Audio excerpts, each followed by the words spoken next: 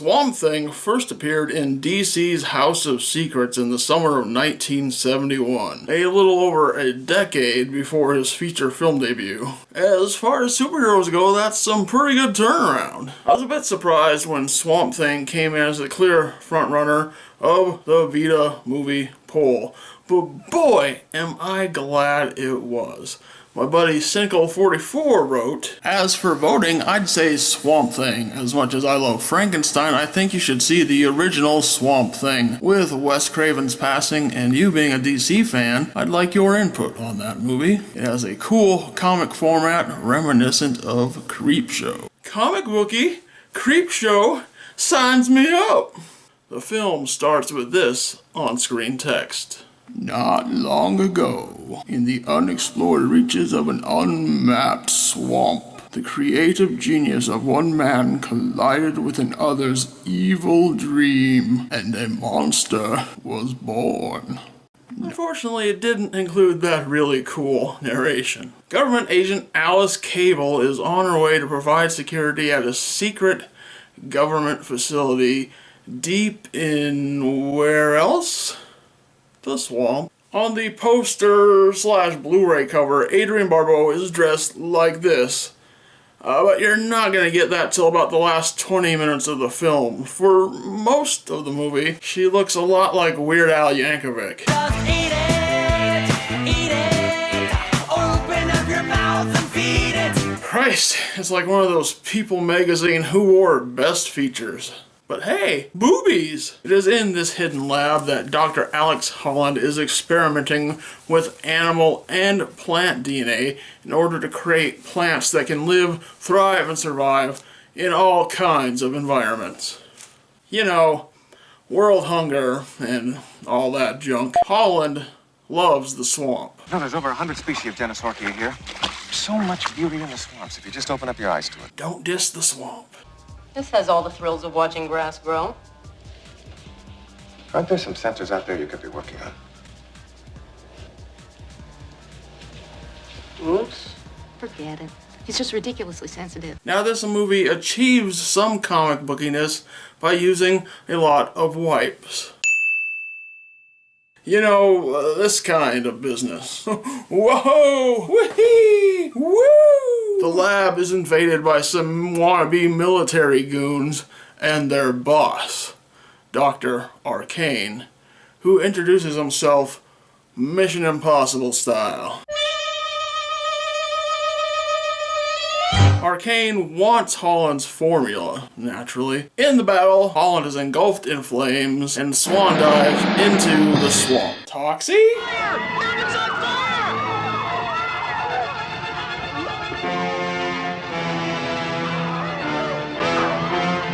It is kind of funny, the similarities between Toxie and the Swamp Thing. I'm sure the Swamp Thing was an influence on the Toxic Avenger. You got one hero born out of nature and one hero born out of toxic waste. Alice recovers a very important journal and hides it from Arcane and his men. Swamp Thing is born and exacts his revenge on a few of Arcane's men. Holland is now the most badass plant. You know, I don't come from no black lagoon. I'm from past the stars and beyond the moon. Yeah. You can keep the thing, keep the it, keep the creature. They don't mean shit. Badass thing?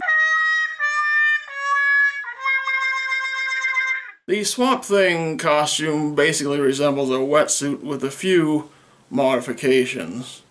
Apparently, however, the costume designer was so obsessed with Swamp Thing's thing, he actually designed a version with it dangling between his legs. No! God, please, no! No! Shooting the film was rather difficult on Wes Craven. Every day he was met with new budget cuts, leaving the film to look less and less like his script. However, it was during production of Swamp Thing that he came up with the idea for Nightmare on Elm Street. But now we meet the real hero of the film, motherfucking Jude. Turn down for what? Turn down for what? cause trouble. Jude is a young boy who runs a local convenience store in the swamp by himself, apparently. He also aids Agent Cable in eluding Arcane and his men. Swamp Thing loses an arm, which is the one thing I remember hearing about this film over and over as a kid. It must. Hurt? Does it? Only when I laugh. Arcane gets his grubby mitts on the formula and at first tests it on one of his men, Bruno. It kinda backfires. Holland has figured out that the concoction somehow amplifies the essence of its subject. So Arcane doses himself. Why not? The final form of his transformation is hilariously bad. Swamp Thing and Arcane Beast fight it out.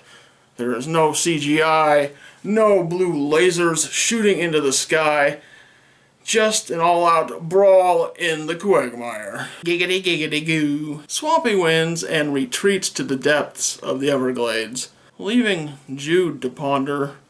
He'll be back again, right? And he will be. In a sequel 7 years too late and 2 television series. The Return of Swamp Thing was released in 1989. It had a bigger budget, a bigger Swamp Thing, and Heather Locklear. Also some pretty nifty looking practical effects beast. Yet somehow it's just not as fun as the original. There was also a 5-part animated series and a live action series on the USA Network, which I actually used to watch quite a bit. Recently, Swamp Thing has appeared on the Cartoon Network series Justice League Action, and I hear he also shows up in the Batman Harley Quinn direct-to-video DC animated movie. Rumor has it that Swamp Thing also will appear in Guillermo del Toro's Dark Justice League film, if that ever comes to be. But hey, maybe it is time for Swampy to make a big comeback. See you tomorrow. There goes the neighborhood. Thanks for watching!